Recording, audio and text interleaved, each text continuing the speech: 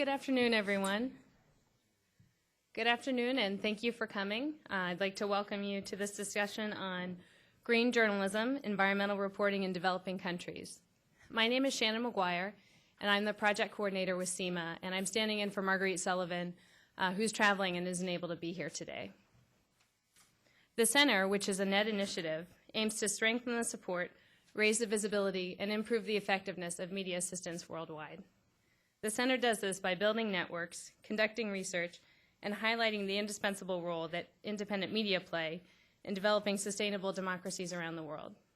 And here to moderate the panel discussion today is Don Podesta, SEMA's consulting editor and author of the Center's most recent report, Soft Censorship: How Governments Around the Globe Use Money to Manipulate the Media. Don was formerly an assistant managing editor at the Washington Post, where he worked for 27 years. He was also a foreign correspondent in South America for the Post from 1992 to 1994, where he covered the drug trade, terrorism, politics, and economic developments throughout the continent. Prior to that, he held a variety of editing positions at the Washington Star, the Miami Herald, and other newspapers. Don has a master's degree in international affairs with a concentration in Latin America from American University's School of International Service, and a bachelor's degree in journalism from Arizona State University. He was born in Chile and raised in Colombia. And now over to you, Don. Thank you, Shannon. Sound level okay? And I'd like to add my own thanks to all of you for coming to our session on environmental reporting and in developing countries. Balancing economic growth and with environmental sustainability can help ensure political stability and promote a country's peaceful transition toward democracy, according to the Millennium Development Goals, which the United Nations outlined in September of 2000. The local media in transitioning countries can play a critical role in holding governments accountable, officials, leaders, other individuals accountable for their environmental records.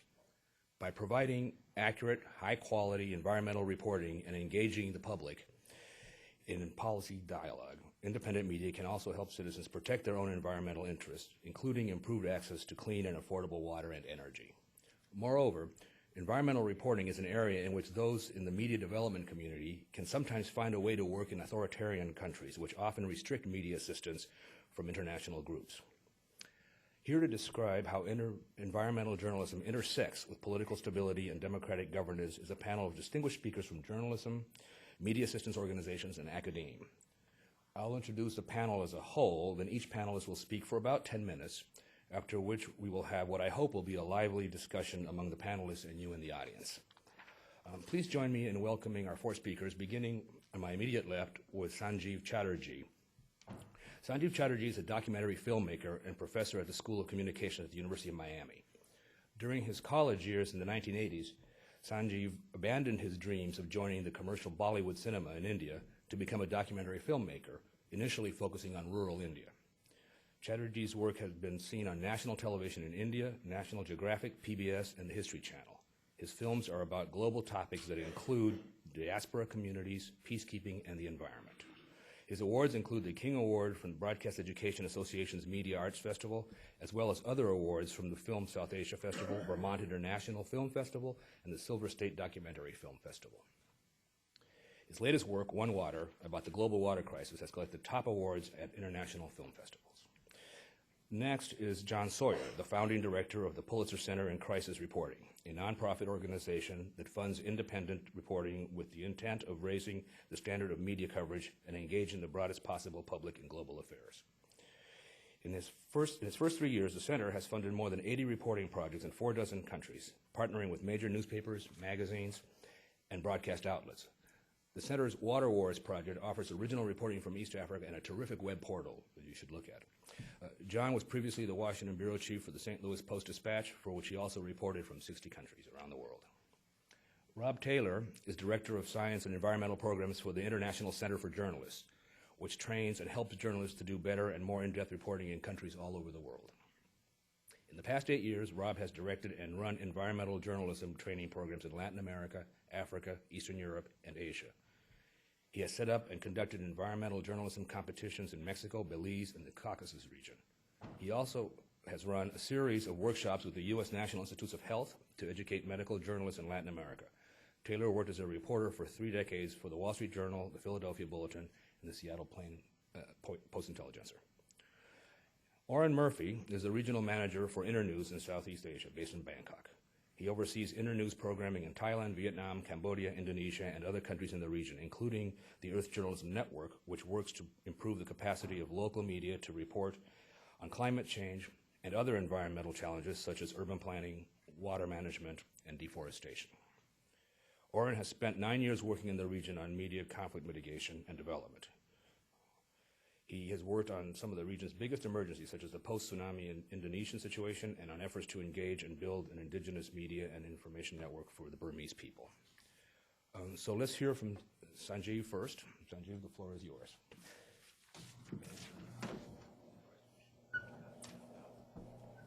Thank you, Don.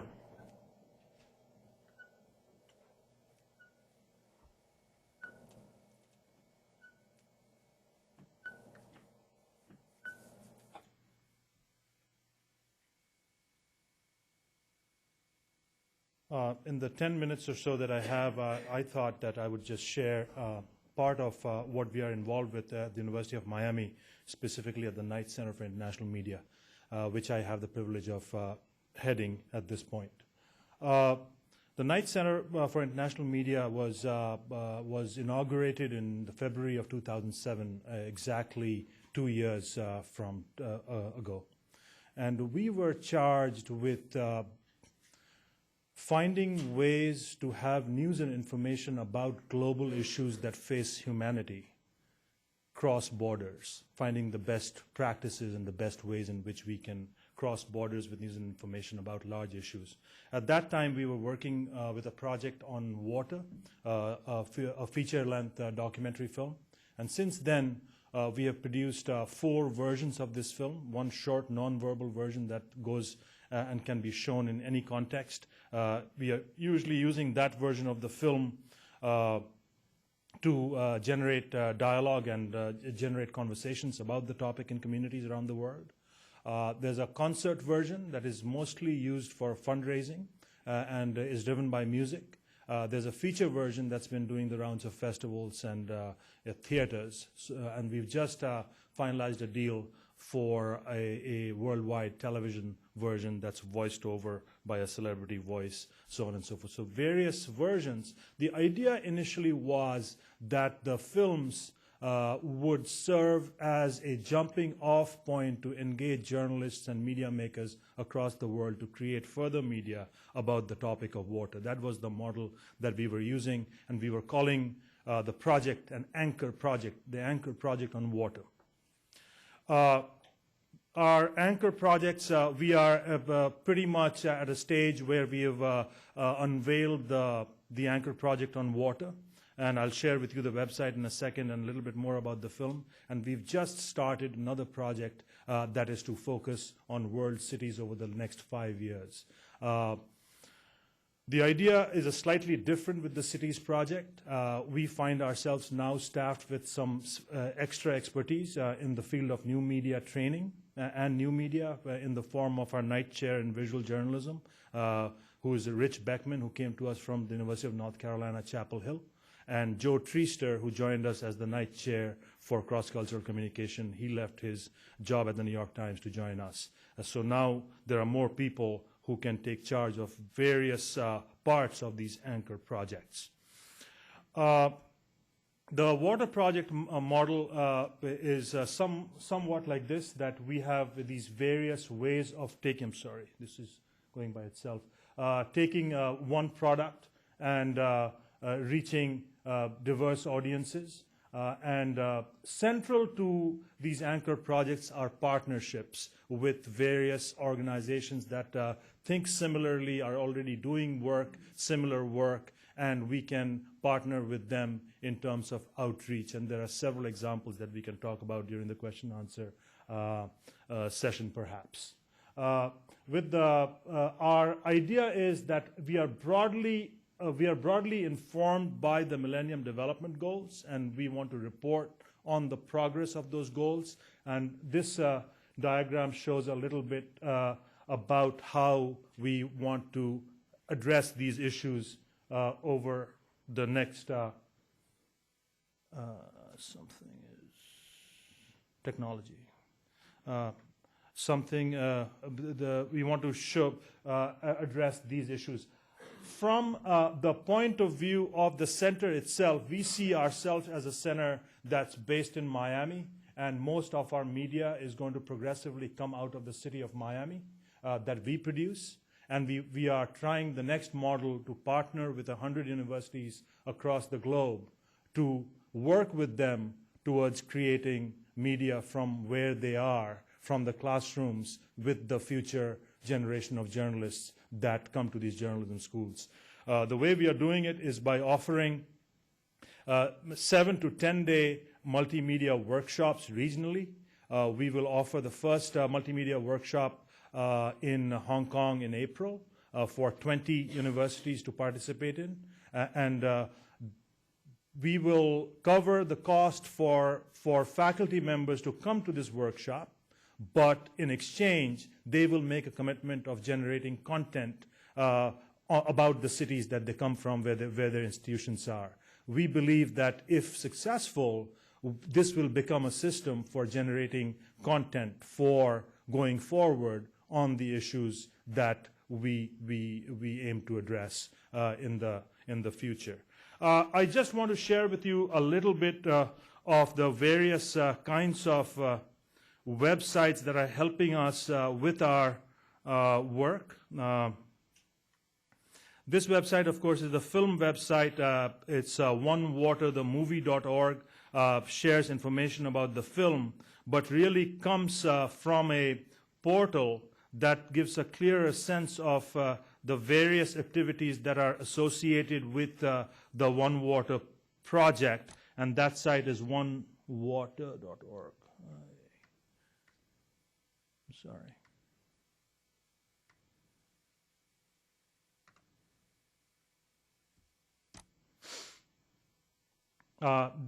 So you saw the movie site, which was this one, and I talked about using the movie as a jumping off point to engage journalists, and that is being done by Joe Treaster, who edits this site, which is oneh2o.org, where we are getting journalists from various parts of the world and editing their work to publish on this platform, and partnering with newspapers and other publications, as well as with Helium, which is a writer's site, to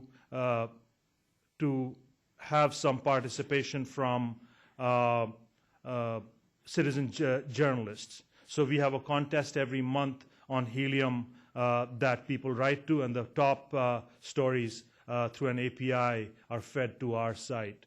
We've partnered with John Sawyer and the Pulitzer Center when we started off this effort, and since then we've been partnering with various organizations. And at this point, if you look at the site on the journalist profiles, you will see that there are journalists from various parts of the world who've now signed up on our roster to contribute stories from where they are, and this list continues to grow. We are also, in a very focused way, engaging students in journalism schools. This is from the University of Miami. Then we also have a partnership with Rhodes University in South Africa that are helping us generate content from those universities as well. On World Water Day, which is March 22nd this year, there will be 4 films that will be broadcast nationally on the topic of water in 4 countries: in Bahrain, in Colombia, in South Africa, and in India. These films were made with funding from the Knight Foundation and in partnership with Independent Television Service in San Francisco. And they will combine our nonverbal film with the film from that country in a 1-hour slot, and it will be nationally broadcast. And we are planning many community-level screenings and events around those national screenings to bring attention to this issue. I'd like to show you some work that's going on in terms of building networks of folks that will ultimately be very useful in terms of being contributors to these kinds of efforts, not only for us, but for the world at large. Apart from our chairs, we have a program at the Knight Center which focuses on resident professionals. We send out announcement of this program where a media professional can spend from 8 weeks to a year at the center working with faculty and students to finish a project of theirs. This was done by Pablo Corral Vega, who is an Ecuadorian photographer, who helped us build a network of Latin American photojournalists, all professional photojournalists. If you go to the members section, you'll see that in the 4 months or so that we've existed, there's probably close to 1,000 members today, 942 members. And they are very responsive. It's a moderated group or a moderated social network. And they put up their portfolios on this site. And this site is ready to go to the next stage where we want to build some live collaboration tools and actually have projects that come out of this network. And we are talking about connecting this with Asian networks and African networks as well of photojournalists. There are some other networks that we are just starting off on of students and of professionals. At some point, we see these things perhaps having some amount of synergies between them, some collaborations between them. I think I've eaten up my 10 minutes, so that's my brief introduction of our work, so thank you very much.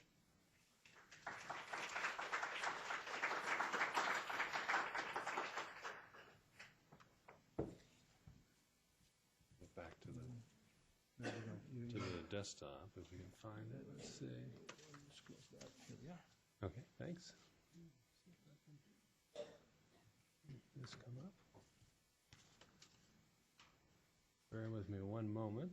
See if I can show this full screen. It's a dangerous thing. I'm an Apple guy at this point. When I get off Apple, I get very nervous. Can you hear me? Yeah, I'm John Sawyer. As Don said, I'm with the Pulitzer Center on Crisis Reporting.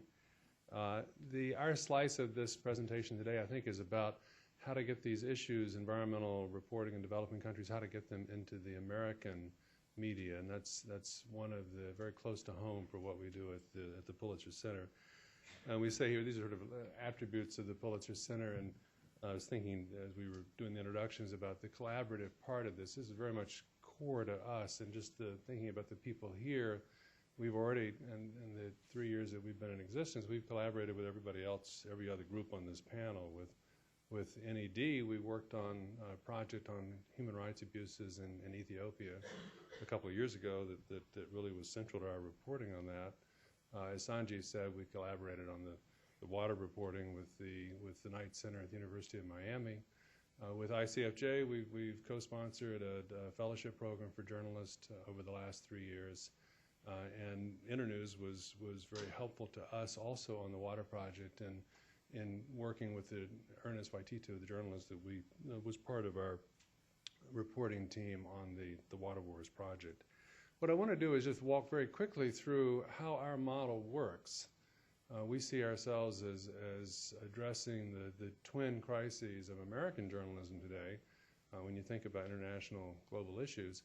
And one is on the supply side of journalism, the actual getting the reporting done, as we've seen the contraction and the collapse of a lot of traditional news media models. I mean, big newspapers all over the country that are either retrenching greatly or even shutting down in some cases. The shuttering of foreign bureaus, the reduced commitment of staff and resources to covering global issues. There are just many, many places in the world, many issues that are not being covered. And we see our mission as a nonprofit journalism center is filling those gaps and then placing the work as broadly as we can in the traditional news media. The second part of our mandate is equally important, and that's the demand side crisis. The fact that when you get beyond younger than the age of 40 or so, there's very little engagement with traditional news media outlets. And so we and our projects, we have done everything we can to experiment and to innovate with ways of taking journalism, taking global issues, and finding the audience through new platforms and engaging them with those issues and trying to promote as much public debate conversation as we can. So I want to walk through just to give you an idea of what we've done and how we're set up. This is just the range of the reporting that we've done. We've completed about 80 projects at this point, most of the world, and we've commissioned upwards of about 100 at this point. We are the principal supplier of short video documentaries, 4 to 8 minutes or so for the public television program Foreign Exchange, but we've also worked with 80 different outlets from the New York Times, the Washington Post, NPR, down to major regional papers, magazines, and other broadcast outlets. I think last year we placed on the order of 250 stories.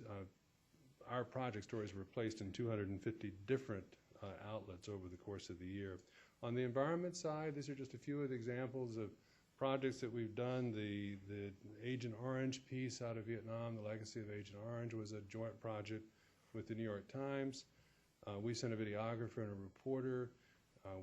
That produced a short video for Foreign Exchange and also a video for the New York Times website, a piece by Christy Oshman and the reporter in Science Times on that work there. The piece in the Post was a project on oil in Amazon, the conflict of indigenous peoples in remote parts of the Amazon in Peru. In this case, it involved a lawsuit against Occidental Petroleum. There again, we sent a videographer and journalist 3 different times to that region. We produced what they hope is going to be a long-form documentary, but in the process, a short piece for Foreign Exchange, and also the piece that appeared in the Washington Post.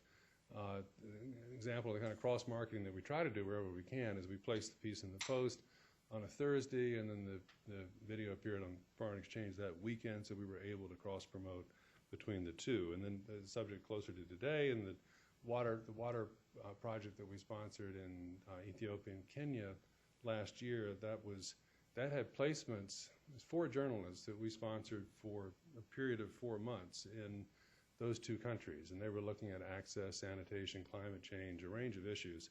And they had 35 different placements, from Morning Edition to Foreign Exchange to a series in the Seattle Post-Intelligencer, San Francisco Chronicle, and so on. And then we took them, as I'll get back to this, but we took them out to universities and schools to continue the conversation.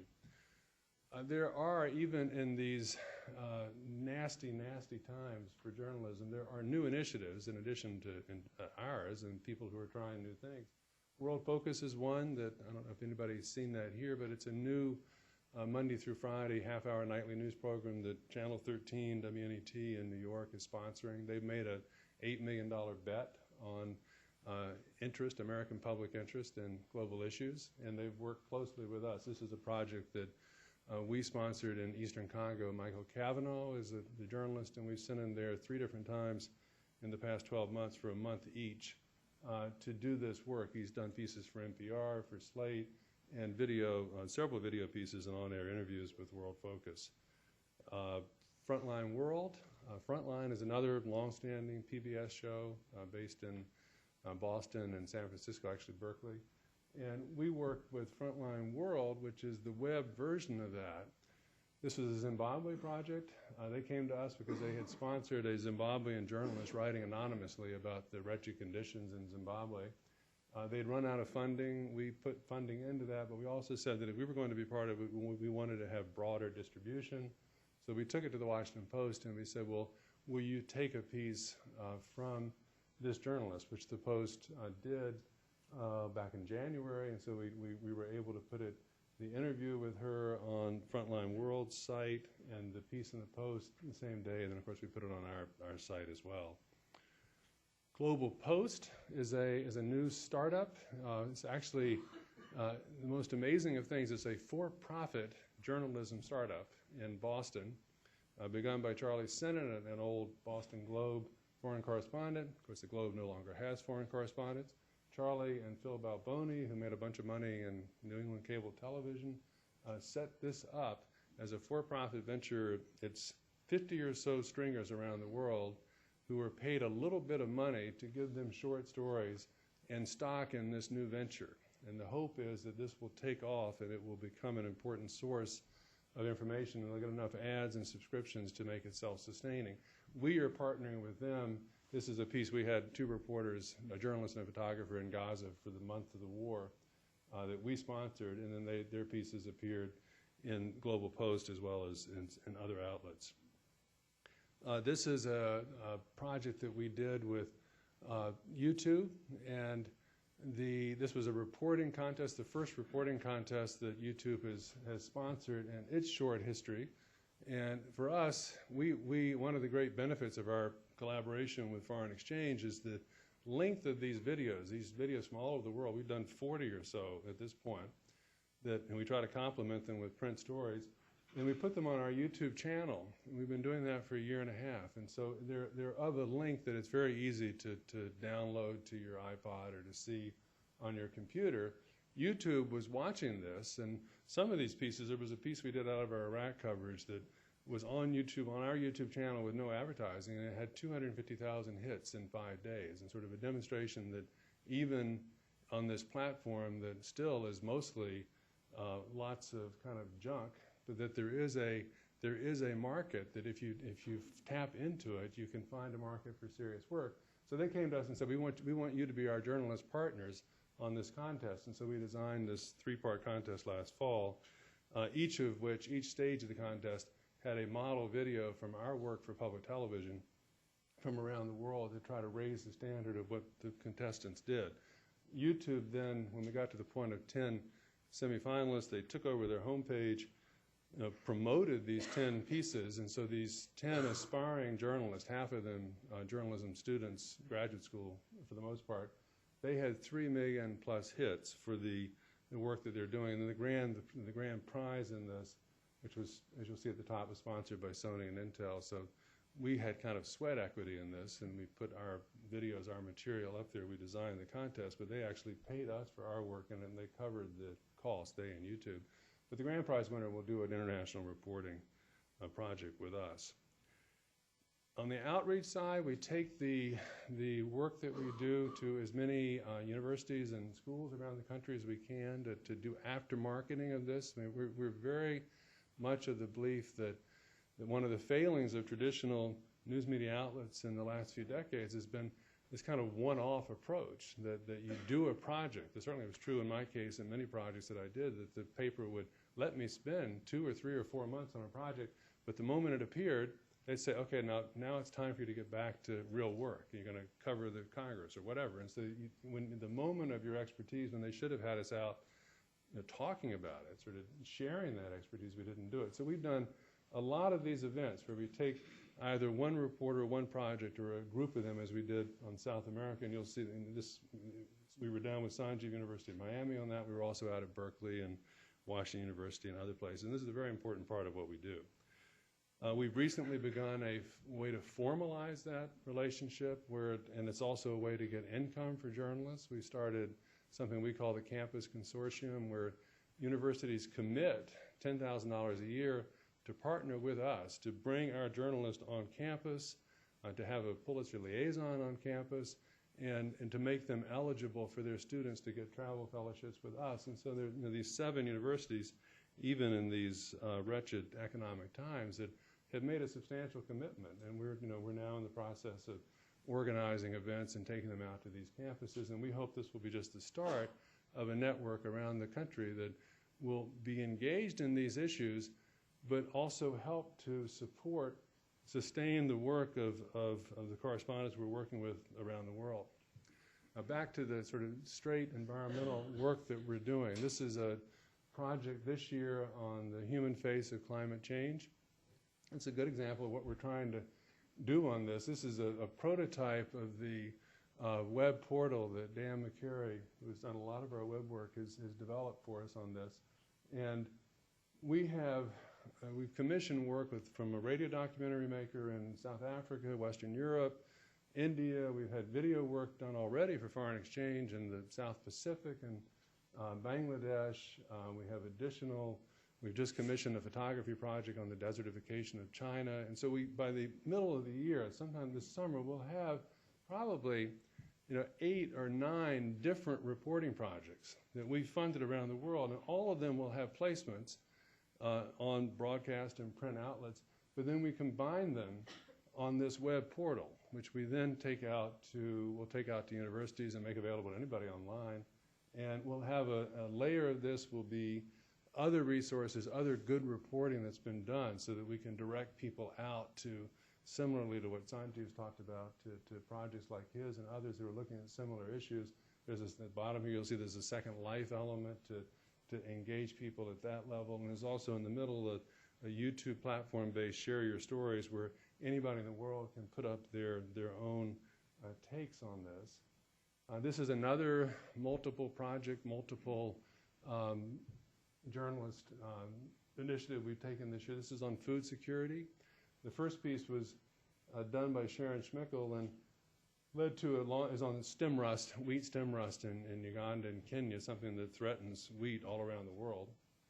And she did a long piece for the Washington Post. That is part of a project that now also involves India, work in Nigeria, work in Guatemala, and again, all of that will be combined this summer into a web portal.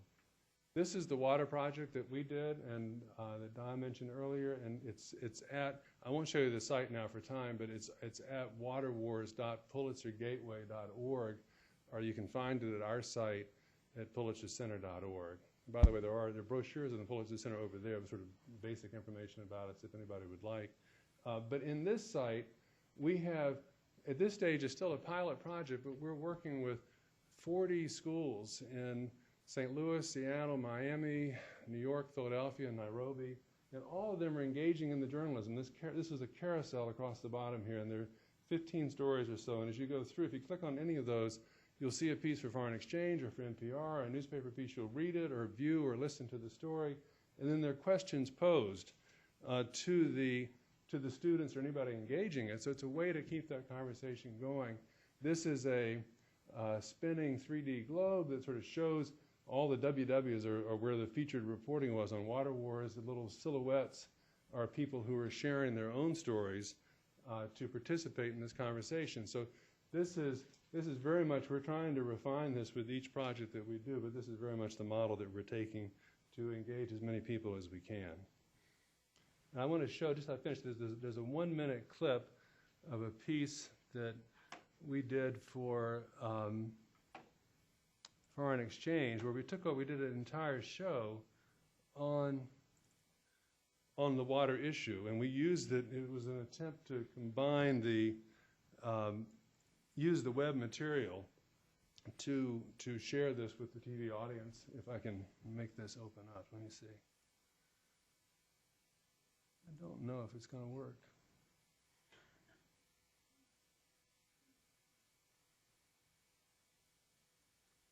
I think this is, what's that? Is it down at the bottom?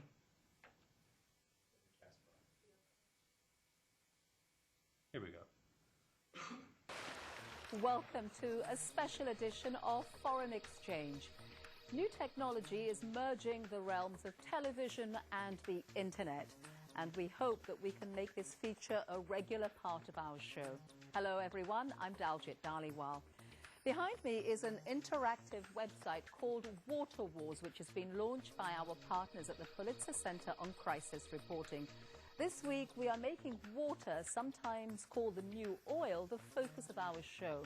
It is a growing global issue, and it's sometimes said that the wars of this century will be fought over this precious resource. As we talk about it, we'll pull video, photos, and your comments directly from the Water Wars website. We hope you'll go there yourselves for video, radio stories, newspaper coverage, and also to make your voice heard on this growing global crisis. So let's get to our first report, which is part of an extensive series. We start in the Lake Victoria region of Africa, where drought, porous borders, poverty, and overcrowding are threatening one of the world's most important freshwater lakes. Afterward, we'll meet the filmmaker.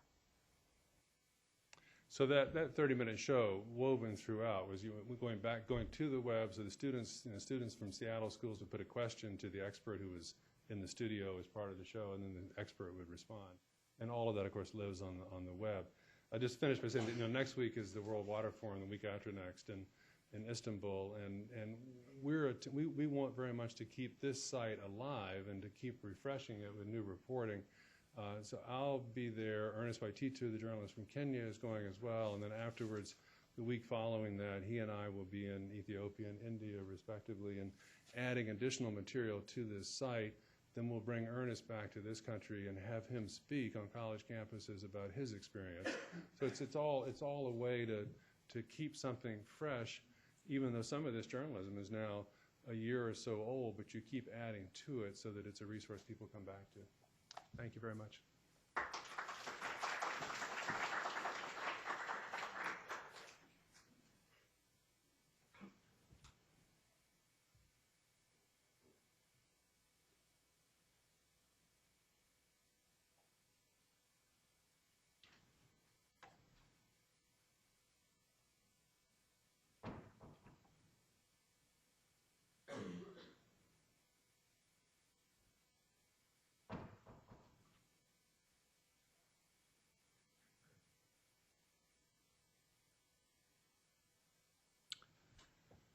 Good afternoon. It's an honor to be here in this distinguished company, and I'm Rob Taylor from the International Center for Journalists. My organization does training for journalists all over the world. To a limited extent, like John, we do some training for American reporters on international reporting, but to a much greater extent, we do training and assistance for journalists and media outside the United States, mostly in the developing world. So my charge today is to talk about balancing growth with sustainability in the developing world and how reporting can help with that. My job at ICFJ is to run reporting programs on science and environmental issues. I've been doing that for about 8 years and in many countries, and I'm going to show you some examples of some of the work we've done in different countries and try to give you some idea of what some of the challenges are and some of the opportunities. First of all, from our program asks the questions, are reporters trained? If so, how much? How can they work with governments to distribute environmental information, sustainability information? To start with, reporters in most developing countries have little or no training at all. They're poorly paid, they're overworked, they're often expected to churn out 2 or 3 stories a day. If they're print-based, if they're electronic-based, it's not much better. Their governments are not eager to share information in many cases. In some cases, governments have some things that you're allowed to report on and some things that you're not. And the local reporters have to know what they can do and what they can't do without getting put in jail or worse. The good news is that training can help them do a better job, but the bottom line is they have to make the decision of what's permissible in their culture and in their legal system and what is not. So here's a first example, a program we did in Mexico, which has access to information law, but in spite of that, the government is not very liberally sharing information with the public. In the Baja Peninsula, where this photograph was taken, the government is actively sponsoring and encouraging developers to come in and build marinas, golf courses, tourist centers, condos, vacation homes. This program took place partly in the little town of Loreto on the Gulf of California. It's a fishing town of 15,000. The developers have plans to develop it into a city of 250,000 in the space of 10 or 15 years. What doesn't sound right here? This is in the desert. The Baja Peninsula is semi-desert at best. What were their plans for water, for the golf courses, for the homes? They didn't have answers. So the government promoted the project and was basically in partnership with the developers that came up with fairly weak plans for how they were going to make it sustainable. And the NGOs, the environmental NGOs, and the journalists were pretty much frozen out of the loop. They were not being let in on the discussions of how these plans were being made. Fonatur, this acronym you see at the top there, is the tourism agency in Mexico that was sponsoring the development of these areas. When we held a workshop, training workshop for 20 journalists in Loreto, Fonatur originally told us they would only talk to our reporters on background. We said no, we wouldn't do that. We went anyway, and they showed up anyway. For many reporters, this was the first time they had ever had a government spokesman talk to them about the plans for this project. And they went after him like hungry dogs after red meat. This person is actually a displaced person who was living in one of these villages that was developed in another part of the Baja Peninsula.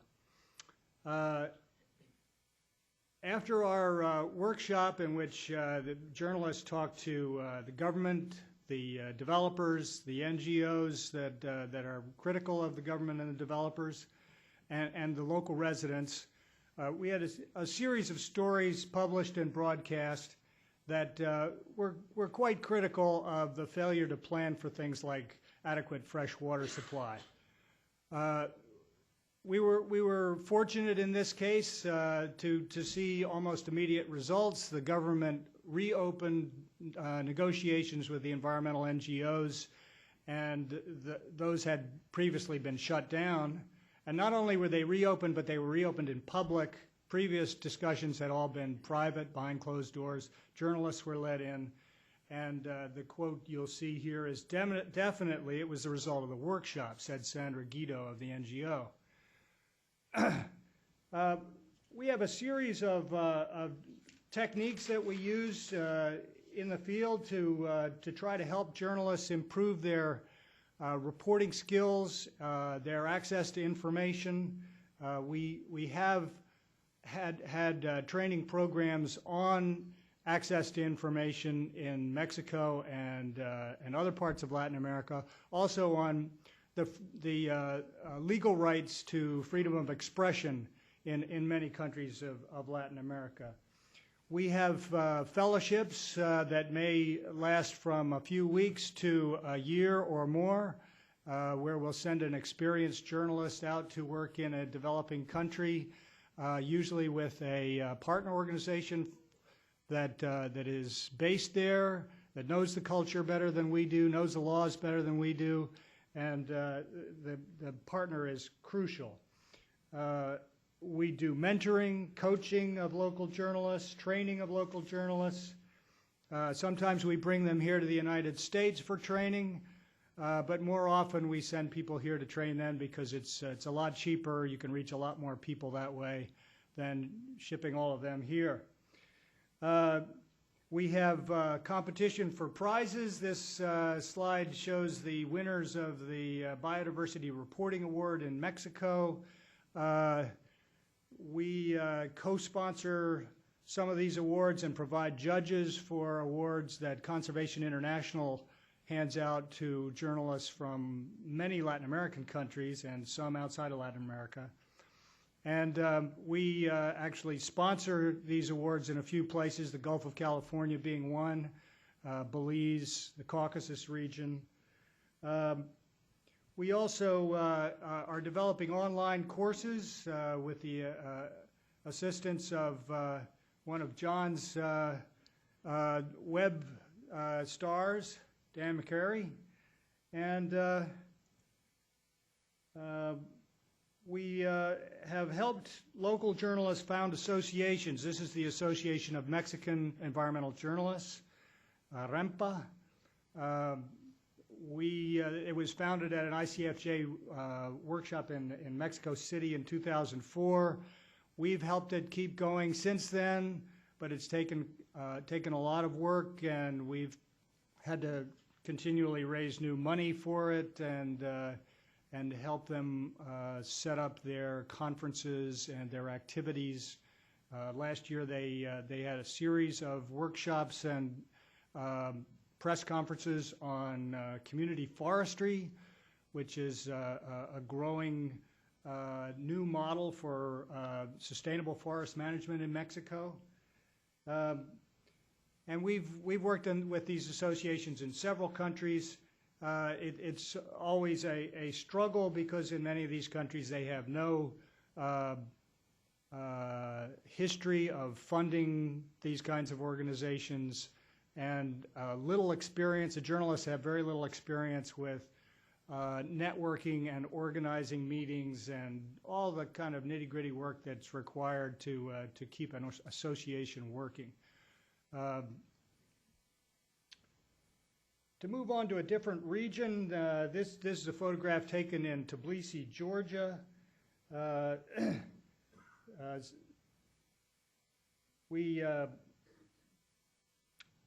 This is a good example of a government that is sort of in between releasing information and not.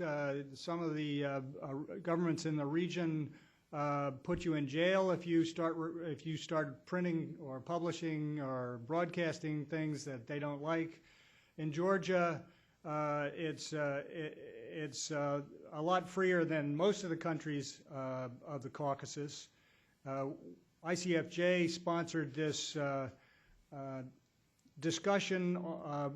panel discussion on a Georgian timber sale program that was announced last year, and the World Bank immediately denounced it because they didn't have a good timber inventory, and the government really didn't know what they were selling and how much they should ask for it. And this journalist, Rizo Getiashvili, really zeroed in on this government official who was defending the program in spite of heavy criticism from the World Bank. And he won third prize in the regional Biodiversity Reporting Award contest that ICFJ sponsored. A country that is less open is neighboring Armenia. The man sitting behind the desk here looking very unhappy is a mayor of a small town in Armenia who was being ordered to lease land to uranium exploration companies. The word on the street in this little town was that in the Soviet era they did some uranium exploration in the area and 3 people died, and everybody in town thinks that it's radiation poisoning that killed those people and that the whole town is going to die if they do any exploration. But in a country where information is not available, where you can't ask questions and you can't get answers, those kinds of rumors and fears are very common. Now, in even countries like Armenia, there are government-sanctioned areas where you can do reporting if you're an environmental journalist, covering things like parks, ecotourism, captive breeding of wildlife.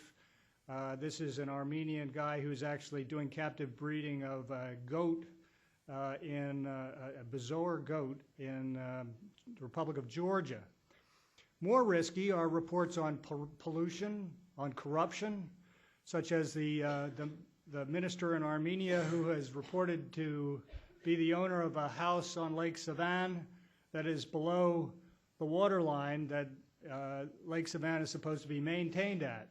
And no surprise, the lake is not being filled to the area where it's supposed to be, and the minister's home is protected by that. And the good news is that there are some third world countries where journalism is vigorous, growing, and free. India is a very good example. This is a picture. I apologize for the poor quality. It's taken from a video. The man on your right is our fellow climate change reporting fellow who worked in India for a year, training journalists to do a better job of covering climate change. He's sitting with his host, Rajendra Pachari, who's head of the Intergovernmental Panel on Climate Change and runs an NGO in New Delhi. In a place like India, we try to work with all levels of journalists. We work with the editors. To get editors out of their offices, you have to offer them something special. So here you see a panel of international stars of climate change negotiations. Aside from Pachari, there's Jeff Sachs and Ivo de Boer, who was speaking here at Brookings today. He's one of the leading speakers on climate change issues. But you got to have editors' support to get stories published or broadcast, but you never know whether they're going to, you're going to get quick bang for the buck for that or not. And more important is working directly with journalists. You've got to have the editors, but that you've got to train the journalists to do the job. Arul worked with journalists in the capital. He also worked in regions and found the regional workshops were often better attended by journalists who took a greater interest. The people in the capital are often somewhat jaded. They think they know more than they do, and you can do things in the regions that satisfy a thirst for knowledge that has not been met. One of the things that Arul was able to do was introduce a climate change glossary in the Tamil language, which he speaks. And he found the regional media a great focus for his work. Okay, I'm out of time. This is a summary slide that I want to summarize a couple of things here. That in authoritarian countries, official media, that is those that are not underground, hiding from the authorities, may be unable to expose weaknesses in plans or enforcement of environmental rules, may be unable to write about sustainability. We provide training for journalists in environmental reporting and investigative techniques, but often the reporters have to use their own judgments on when and how far they can push the envelope. Finally, cultures change slowly, but funding is usually short-term and narrowly focused. Work in such and such an area. Here's a 1-year grant, 2-year grant. Sometimes the areas are narrow, sometimes they're broad. Media or governments, media owners or governments may control the agendas of what can be put in the paper or on the broadcast. And new media offer a lot of promise and risks. Arul developed a cell phone text message alert system on environmental topics for the Indo-Asian news service. It's a very exciting prospect. Cell phones are spreading all over the third world much faster than they are here. But it hasn't gone live yet because they hadn't found a sponsor. And strong local partners are crucial to our success, and finding a good one is wonderful. Thank you.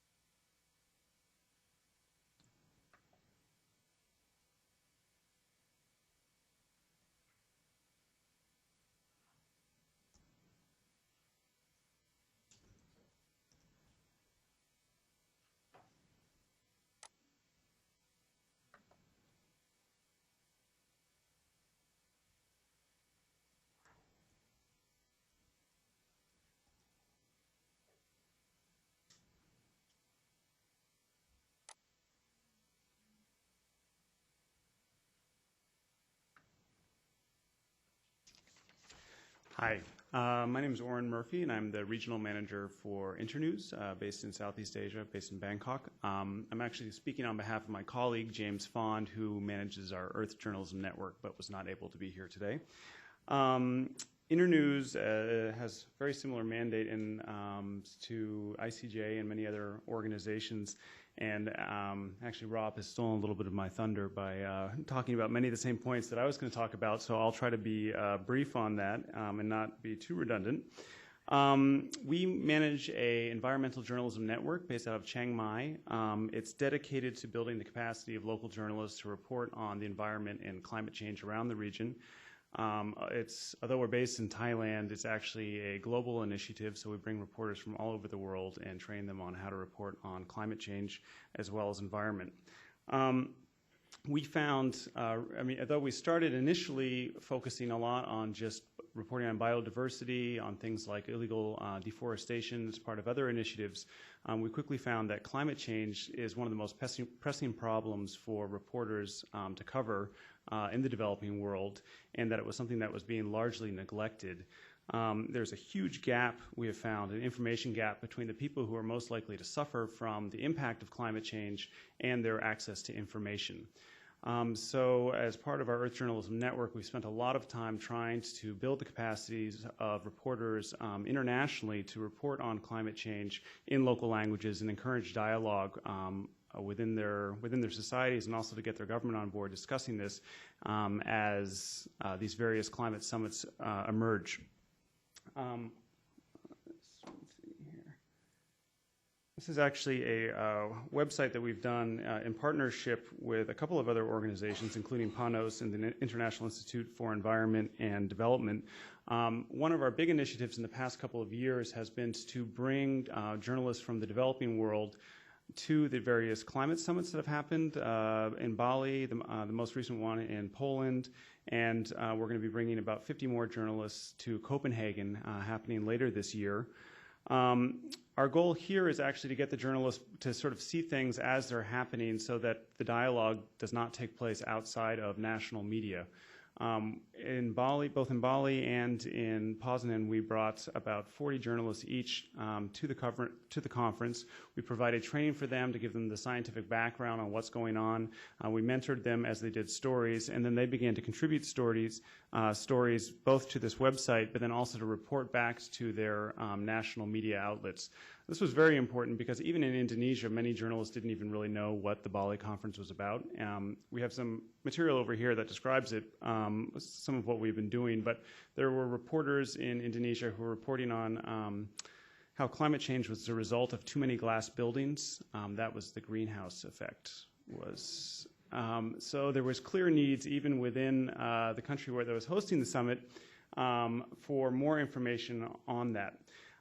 So this is a continuing effort that we make, and we'll be doing it over the next year. Internews has also started a new initiative called the Third Pole Initiative. At this, we've been looking at the impact of climate change on the Himalayas and what that's going to mean for the future of major water sources across Asia. The general theory behind this initiative is that with the shrinking glacial ice in the Himalayas, there's going to be decreasing water feeding into all the major rivers that stem out of the Himalayas, which include some massive rivers, including the Mekong, the Yangtze, the Ganges, and others. And that's going to have fairly catastrophic effects for the whole region, and there's been almost no discussion of this in national medias around the region in the affected areas. So as part of this, we're bringing a series of reporters together and training them on what the implication might be. You can see our website here, which is thirdpole.net. It's done in collaboration with China Dialogue, a local organization. And we're basically trying to generate more discussion on what this might be and what policies could help at least slow the impact of this on the region. Just very quickly, I guess I can sort of talk a little bit about the challenges that we find. I think we find similar challenges as what Rob mentioned with the local journalists. One is there's very, very low journalist capacity for reporting in general, but then also specifically for reporting on scientific matters. few, if any, have any scientific background or any kind of scientific training. So getting them up to speed on current science is a definite need that we have found. We've also found that editors environmental reporting is still sort of considered a purview of kind of the tree huggers, and it's not really viewed as something that's going to have a major impact across the country, both on economics, on politics, and then also on social development. So we spend a lot of time working with the editors to get them to see that climate is not just this little segue where we're looking at the spotted owls, but something that is actually a much, much larger issue, which is going to have impacts across the board, including on business, which tends to get their attention a little bit more than just green issues per se. We also have found that there is a view within a lot of the different publications and also within governments that environmental protection and economic development are mutually exclusive. So we try to work with reporters to show how environmental conservation and combating climate change is actually good for business and is good for development. Spend a lot of time also talking about how if climate change continues in the way that it is currently continuing, that most countries could basically have all their years of development undone just by this fact alone, by rising waters, decreasing access to water in rivers, and then also in things like fishing and whatnot. We find that we have worked with a great group of reporters. We work with reporters in Vietnam, Indonesia, China, Burma, and other countries. But most have some serious obstacles. One of the biggest ones that they find is that even within the journalism world, environment is not really considered a prestigious beat. Most of the journalists are really into politics or in business, but environment, again, is sort of seen as something a little bit off to the side. So we have done a lot of work trying to raise the profile of environmental journalism as something that is actually quite prestigious, and we're going to be working on having environmental awards as well on reporting on climate change coming up this next year.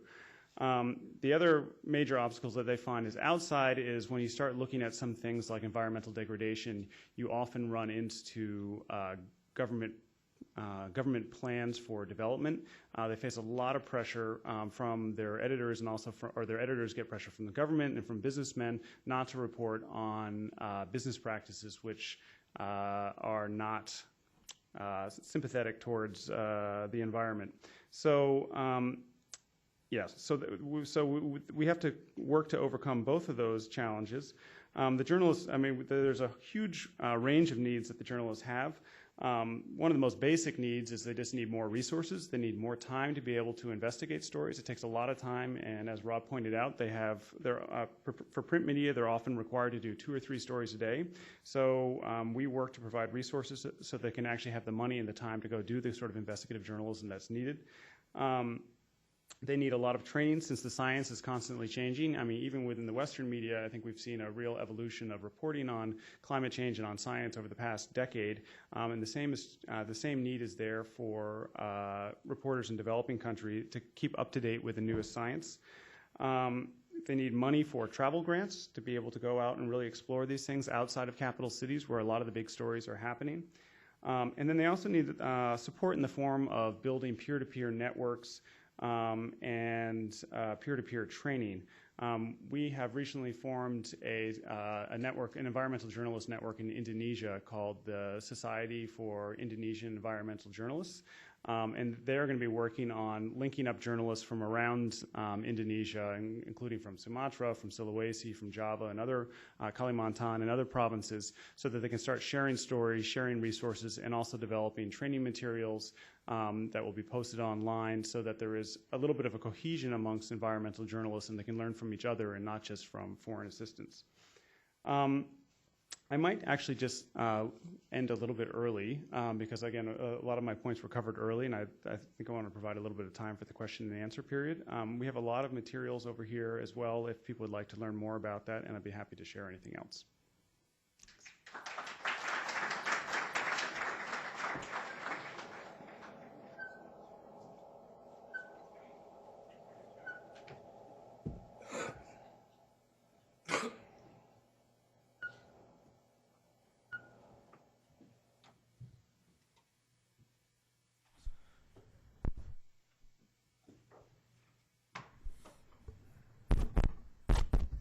thank you to all the panelists.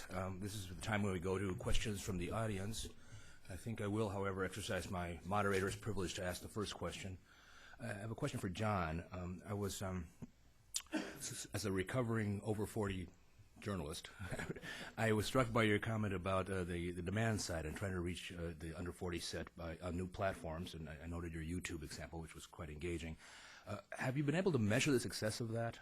Are you and do you get a sense that the under 40 crowd, by whatever platform you presented, is at all interested in international news and in general and in global environmental information more specifically? Yeah, I think absolutely interested. I think it's just a matter of figuring out how to tap that engagement. Is this working? Can you hear? Right here? Okay, good. I think lots of opportunity and lots of engagement. One of the things that struck us, and this is an interesting question also for a recovering over 40 journalist, is how do you frame these issues? Everything that we're doing is really still at a pilot stage. I mean, we've done 80 or so of these university events. We've worked with these 40 schools. We've now done about, I think it's 6 or 7 of these we call Global Gateway presentations where we take journalists out to the schools. And we're learning as we go, I mean, what works. And one of the things that's striking is that every topic we've presented, whether it's child soldiers or environment or HIV/AIDS, the first questions we get and the continuing questions are, what can we do? And the students but whether it's the high school level or the college level, they are looking for ways to turn information into activism. And we're trying to walk that line where we're not, we very much are a journalism organization. We're not an advocacy organization. But how do you incorporate in your platform opportunities or information or where you can go if you want to take action, or just have discussion about what are the forms of action you can take without our passing judgment on it to tap that interest that's there. But yes, I think there's a lot of interest, and part of the problem has been in the past, I think that traditional news media has not done a very good job in presenting these issues. We tend to present them incrementally in terms of government changes, government policy, coups and earthquakes, and it's as if the conversation, you always feel, you pick up a newspaper, you often feel that you're coming in the middle of a conversation. And if we frame it just a little bit differently, that's what we're trying to do with these web portals, to make it more engaging and have more opportunity for back and forth and discussion. We think there's a lot of opportunity. Okay, to the audience, please identify yourselves and the organization if it's appropriate. Arshad? Oh, and please wait for the microphone. Thank you. This is Arshad Mahmood. I'm the Washington correspondent for bdnews24.com in Bangladesh. This is a question to you. I forgot your name. Anyway, you just mentioned about some program in Bangladesh, and I'm just interested to know more about what you are doing there. Yes. So turn this back on. We've done a couple of projects. We did one as part of our climate change project. It was for Foreign Exchange, a video on the so-called floating schools, as people have established networks of schools on the rivers. The boat program is floating schools. That was a journalism project that we funded. Well, I'm interested more because the Gates Foundation sent me to cover that project, and I wrote a long story on that. And when did you last do anything on that? Because I have lots of information on that. No, we'd love to have that. That could.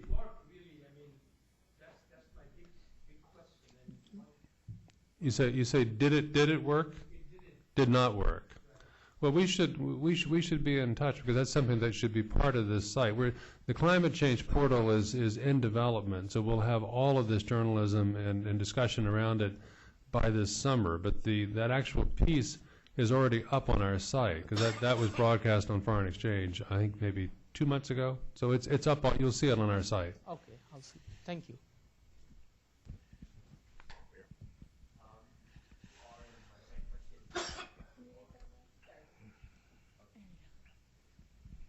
My question is directed to Oren, and if the other panel members can contribute, that will be great. I'm from the Voice of America Indonesian service, and I'd like to know what are the challenges in environmental journalism in Indonesia particularly, and what are the pressing issues, and so far what do you think the results has been in the country with raising the profile of environmental journalism? It's a big question.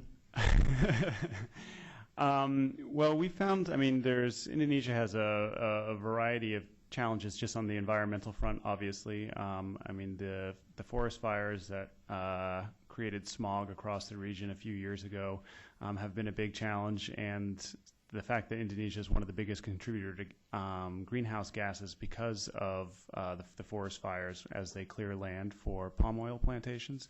We know that's been a big problem. I mean, I think many of the problems that we face, or journalists face in Indonesia, are similar everywhere. There is often a lack of interest in environment until it begins to overlap with business. So trying to get things on the map is hard. Also, on reporting on climate change in general, the science is, it's a complicated subject. It takes a lot of time to explain it, and in general, sort of the way the news cycle works, it doesn't permit a lot of time on it. You have maybe when the conference was held in Bali, so that raises the profile of it during that period of time. But then it's kind of you have like a 1-week window where there's a lot of reporting on it, and then all of a sudden it drops off the radar again. So we found that has been a big challenge. What has been great is there are dedicated journalists out there who are trying to do something about it. Harry Suryadi, who was also a Knight Fellow and who is the leader of the Society for Indonesian Environmental Journalists, he has done a lot of work on trying to bring together all these different journalists. But again, it's hard because even when you're working with like-minded journalists, trying to get the editors on board and commit the space and the time to do the stories is a recurrent problem. So. And I don't think that's common I don't think that's unique just to Indonesia. I think that's something that happens. I mean, we find this across the board. I'd like to just no light. Yeah. I'd like to just add to the last point that Oren made, that we are finding that engaging journalists, the perception is that, well, we are doing these stories for some American publication. How that translates into feeding back into the newsroom is a separate issue, because those stories, even if, for example, if water is access to good water is an issue, it is perceived even by the journalist as, well, what's the story there? That's regular life. So bridging that gap remains a challenge.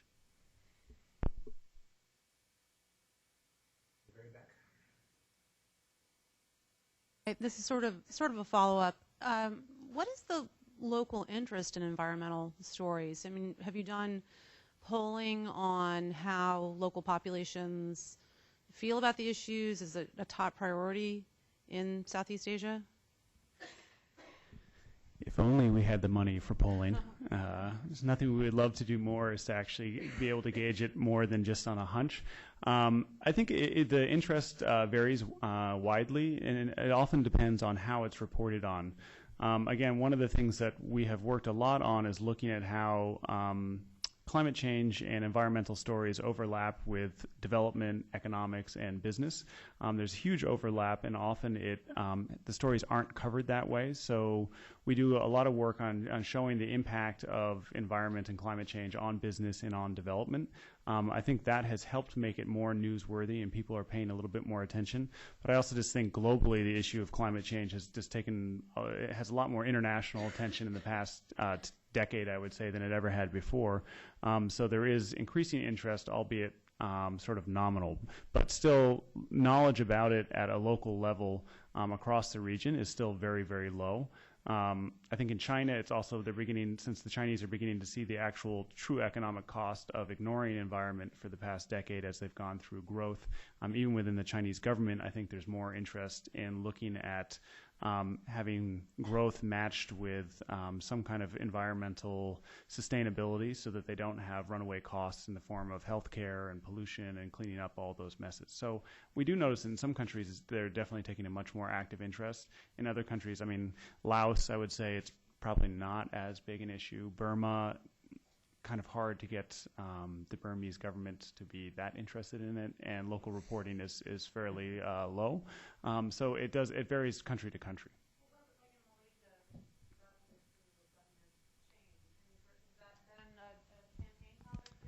No, Malaysia, they're a little bit more interested in, I mean, they're focused on slightly different issues. I mean, one has been around some political scandals associated with the new prime minister. And then what is interesting in Malaysia is that the new media, which is arguably the only really free media in Malaysia, has had a much, much bigger impact on getting things on the national stage. But so far, it's been mostly focused on politics.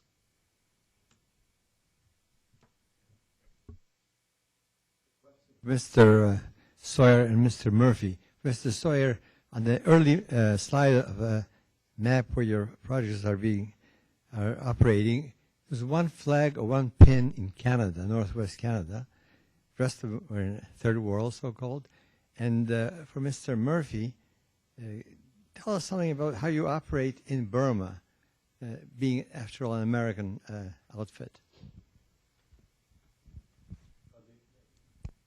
That flag was actually Alaska. That was a climate change project on glaciers in Alaska. And there has been a propensity for more developing country work. We see our mandate as underreported stories, and some of the stories in Europe and Japan, the developing world, have been better covered in the media here. And that may distinguish us a bit from the others who are on this panel, is that we are very much focused on how to improve the quantity and improve the quality and the quantity of reporting in the American mass media. We have an interest in also reaching out to other parts of the world and improving their coverage as well. But that's our prime purpose. That said, we just did a big project in Russia. We've got a project that we're doing in the Balkans currently. The climate change, part of that involves Western Europe. So you'll see that map populate with more flags in the Northern Hemisphere as well. In Burma, we operate quietly.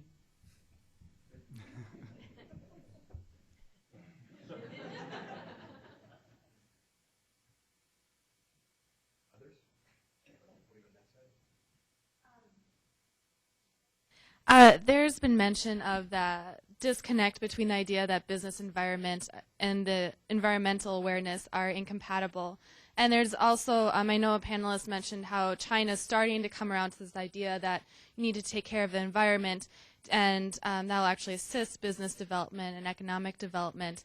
But that's come after years of environmental degradation and a lack of respect for environmentally friendly policies. I was wondering what you're doing to combat that misperception from any of the panelists before it gets to that point where the environment's actually impacting the bottom line, because often that comes after there's been years and traditions of building business on harmful environmental practices.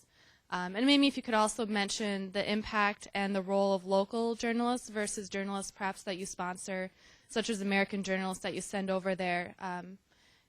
Hopefully this question makes sense, but I'm interested in that, how you're combating that misperception, methods you're taking to try and prevent that, prevent countries from ignoring the environment before it's too late. Yeah, let me try to at least start to respond to that. There are several answers here to several questions. First of all, I showed a slide of Arul Lewis, who worked in India. Every time I talked to Arul Lewis about India becoming a larger emitter of carbon dioxide, he kept saying, you can't talk about that here, because Indians all know that the per capita production of greenhouse gases is 20 to 25 times greater in the U.S. than in India. So they don't want to hear about it. The response that I kept feeding back to him and to his clients in India is that India and China are growing so fast that what they're doing alone, if their growth path continues, will be enough to cause climate change in a serious way without any contribution from the U.S. and Europe. That's one answer. One other point that I want to make is there's a chicken and egg factor here. Somebody here asked about how much interest is there in environmental reporting or climate change reporting in a lot of these developing countries.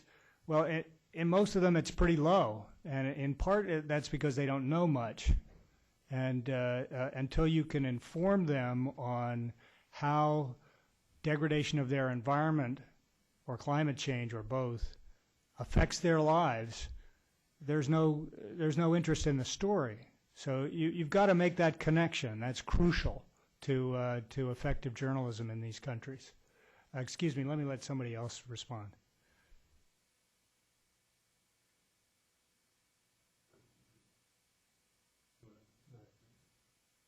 Well, I'll take a stab at the part about working with local journalists, and this it's a bit of a challenge for us because as I say, we do our main goal, our main mandate is to affect the American mass media, but we're very conscious of the need for local voices and local expertise, and to avoid the sense of Americans parachuting into cultures and areas that they don't know much about. And so we've done things like on the water project, Ernest Waititu I mentioned, who was a very important part of that team. He's a Kenyan journalist. He was trained in the United States, but he's based in Nairobi now, and he was part of that four-person team, and he wrote for the local Nairobi media, but he also helped to produce material for the American mass media. We're doing another project now, and it's not environment, but education in Pakistan, designed much the same way, where there's a Pakistani journalist partner who is integral to the team. We've tried in many places to work with local videographers, sound people on the radio and broadcast side, where you don't have quite the same issues of writing in the American idiom to get into American newspapers and magazines. But it's very important. It seems to me from the perspective of a filmmaker that when I went to China and spent some time there on these issues, you're right that there is a will that the next generation, especially in schools, have a consciousness about these issues, and there is consistently in schools you'll see programs that focus on climate change or water as an issue of sustainability. The challenge, of course, is that we don't get to see those stories. We don't get to tell those stories. Those stories are not really told in the mainstream. They happen to be positive stories, so to speak. Our attempt was to try and see in what ways those stories can also be told, along with the stories of what didn't go right. I'll chip in 2 more cents on China. I mean, one thing that we do try to do is make sure that all the training materials that we have are available in local languages, so that when we are working with journalists, it's not just a one-off training, but they're able to continue this. And we also work with universities in places like China and elsewhere to try to get curriculums changed within journalism faculties and things like that, so that it becomes integrated into a larger institution. It doesn't always work. Sometimes we find cooperation, sometimes we don't. I mean, it's a long, hard slog, so no quick fixes. We have time for maybe 2 more right here in the middle. My name is Steve Paterno. I'm consider myself as advocacy journalism. Given that we're talking about environment, I come from a very poor country, Sudan. And there, if you talk about environment, it's very scientific that a lot of people don't know.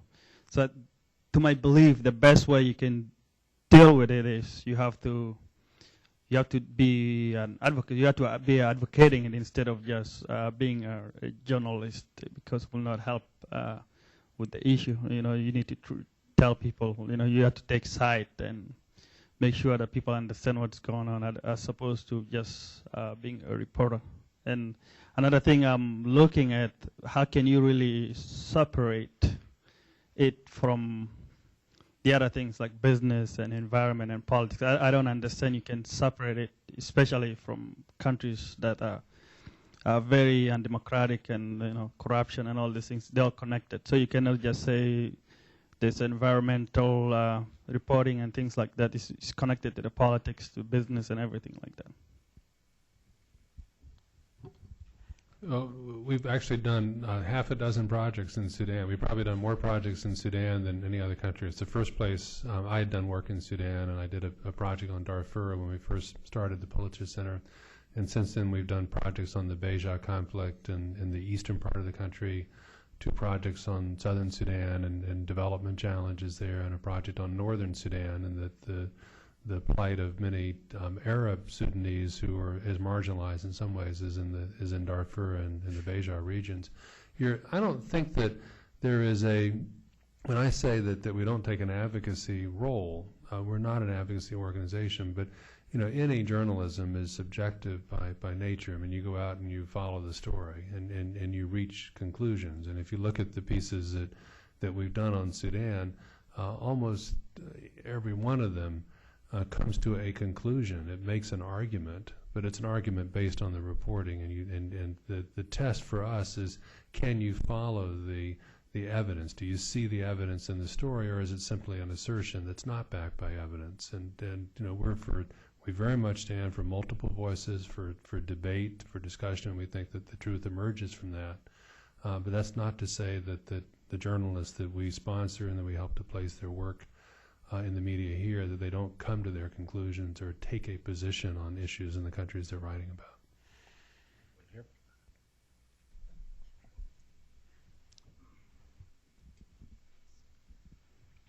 My name is Ben Lando. I'm the energy editor at United Press International, and I'm also the editor of the Iraq Oil Report.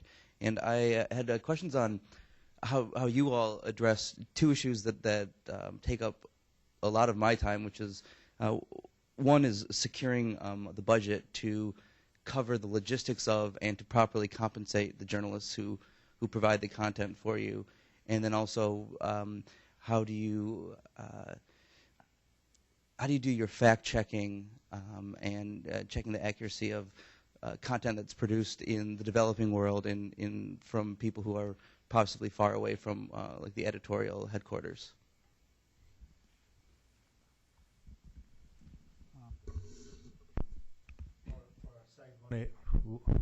For our site, 1h2o.org, as I said, Joe Treaster, who serves as a night chair, that's probably what takes most of his time. From the time a story is pitched to a time the story is actually published, the turnaround time is typically fairly long and probably unacceptable by news standards as it stands. And some of the things that you pointed out to are what eats up that time. It's not about writing and trying to conform people to certain stylistic things, but to kind of make sure that there is a sense of balance and, of course, fact-checking that he does independently of what's coming in as the editor. Virtually everything that we fund is published or broadcast in an American news media outlet. So it's vetted by editors there as well as by us. I mean, we have sort of the assignment editor, originating editor role, and we do some vetting there as to whether we think the reporter is reliable. But there's lots of checks and balances along the way before it gets into print or broadcast. On the funding question, that's the big question that everybody has, and what's encouraging is that there are a number of sprouts, sort of small initiatives like ours. I mean, our budget is less than $1 million a year, so but when you think that for $1 million we're doing 30 projects a year all over the world, and we're having 250 placements a year, that's a lot of impact for $1 million. And from the reporter standpoint, what we're trying to do is figure out ways that especially on the freelance side, and about 75 or 80% of our grants go to freelance journalists. And we fund the hard costs. We fund the travel. We get them out there, and then we work as an agency for them. We promote placement. We try to get as many placements as we can. We try then to do after-marketing where we take them out to universities to give community speeches and so on, and we solicit payments for that, so that every time they speak they get $500 or $1,000, and so those who are successful, and they kind of know that when they apply to us for grants, that they look at our site and they see, well, that's a lot of what we do is this after marketing, that if they have a good project and it's compelling, they have the potential for getting a lot more exposure and a lot more, not a lot more, but some more income.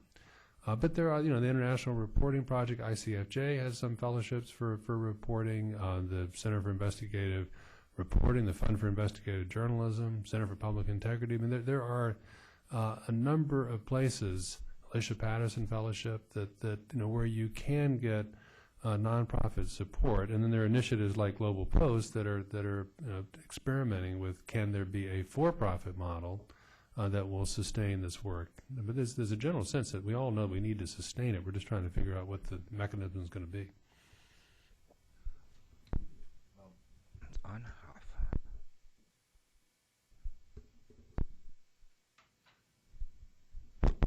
There.